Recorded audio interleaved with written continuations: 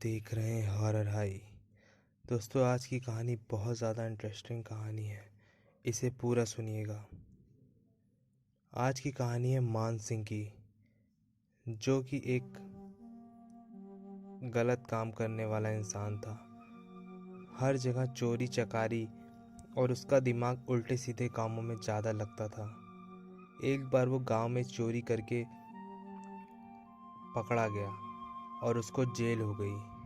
4 साल की जेल के बाद और चोरी के इल्ज़ाम में हुई सज़ा काट कर मान सिंह अपने गांव पूरा बाजार में लौटा था।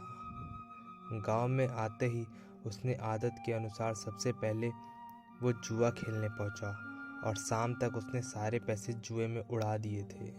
पैसे ख़त्म होने के बाद वो मारपीट करने लगा, जिसकी वजह से उसको वहां से भगा दिया गया। फिर मान सिंह कुछ देर तक बाजू वाले चबूतरे पर जाकर लेट गया। कुछ देर के लिए उसकी आंख लगी ही थी कि उसे अजीब सी आवाज़ें सुनाई दी। मान सिंह की नींद टूटने से वो थोड़ा गुस्से में था। उसने उठकर देखा तो वहाँ चबूतरे पर एक बूढ़ा आदमी अकेले बैठा हुआ था, जिसके दाहिने हाथ में तीन उंगलियां नहीं थीं और वो बार बार एक सिक्का हवा में उछाले जा रहा था और बाजू में देख के किसी से पूछता या पता नहीं किससे वो बात कर रहा था और सिक्का उछाल उछाल कर ताली बजा रहा था और हारने पर रो रहा था। पर चबूतरे पर तो वो अकेला ही बैठा था, तो मान सिंह को समझ में नहीं आ रहा था कि वो बात किससे कर रहा है। उसने सोचा कि ये कोई पागल लगता है। तभी उसकी नज़र उस सिक्के पर पड़ी जो वो बार बार उछाल रहा था। वो सिक्का खरा शुद्ध सोने का सिक्का था। सिक्का देखते ही मान सिंह उसके पास जाकर बैठा और वो सिक्का उससे छीनने की कोशिश करने लगा, पर सिक्का छीन नहीं पाया। वो बूढ़ा आदमी उससे दूर जाकर खड़ा हो गया और बच्चे की तोतली आवाज में बोला, मैं अपना सोना किसी को नहीं दूंगा। मान सिंह को ये देखकर कुछ समझ में नहीं आया। वो इंसान बोला, तुम्हें अगर ये सिक्का चाहिए तो जाकर कब्रिस्तान से निकाल लो, वहाँ बहुत सारा सोना है। मान सिंह को कुछ समझ में नहीं आ रहा था। वह उससे वो सिक्का छीनना चाहता था। इससे पहले ही उस पागल ने हवा में किसी के कंधे पर हाथ रखा और कहा, चलो हम कहीं और जाकर खेलते हैं, और भागते हुए गांव से चला गया। मान सिंह को पक्का यकीन हुआ कि वो बूढ़ा 100% पागल है, पर उसकी नज़र में वह खरे सोने का सिक्का भर गया था।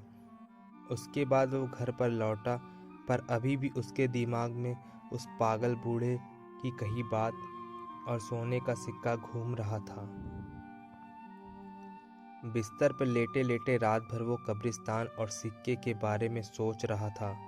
तभी उसे अचानक कुछ याद आया। उसने तहखाने में जाकर एक पुराना संदूक बाहर निकाला और उसमें कुछ ढूंढने लगा। उसे वैसा ही एक सोने का पुराना सिक्का मिला जैसे उस पागल के हाथ में था। फिर उसे उसके दादाजी की कही भूत प्रेत की सच्ची कहानियां की बात याद आने लगी।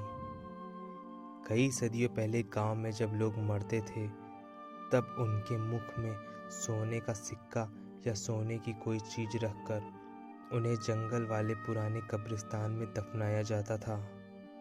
पर धीरे धीरे ये प्रथा बंद हो गई और भूत प्रेतों के खौफ से सारे लोग जंगल छोड़कर यहाँ आकर बस गए थे। बाद में वो पुराना कब्रिस्तान कुछ अघोरी तांत्रिकों की मदद से और तंत्र मंत्र की शक्तियों से हमेशा हमेशा के लिए बंद करवा दिया गया था। पर उसके बाद से उस कब्रिस्तान की भयानक प्रेत आत्माओं के डर से वहाँ कोई कदम नहीं रखता था। इतना सब कुछ समझने के बाद मान सिंह के मन में एक शैतानी ख्याल ने जन्म लिया।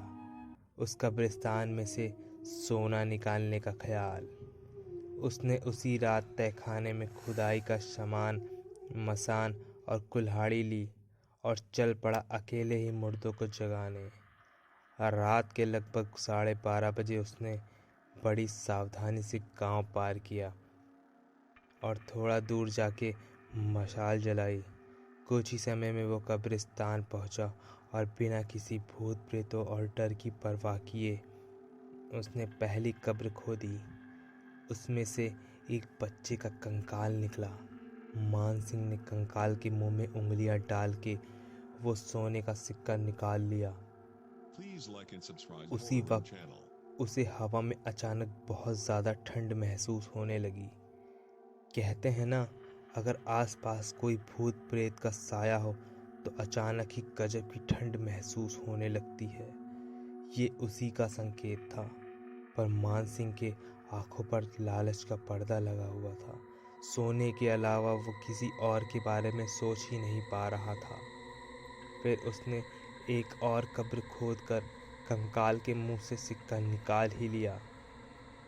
मान सिंह ने दोनों कब्रों पर निशान लगा दिया और पहले ही जैसा मिट्टी से ढक दिया और उन पर एक खास निशान बनाया ताकि अगली बार उसे पहचान सके। मान सिंह सुबह होने से पहले जंगल से बाहर निकल आया, पर वह इस बात से बिल्कुल भी अनजान था कि उसने अपनी दर्दनाक मौत का भयानक खेल शुरू कर दिया है। और इसी तरह वो 2 दिन कंकालों के मुंह से सिक्के निकालता रहा। पर कहते हैं ना, हर चीज़ के अंत का एक सही समय निश्चित होता ही है।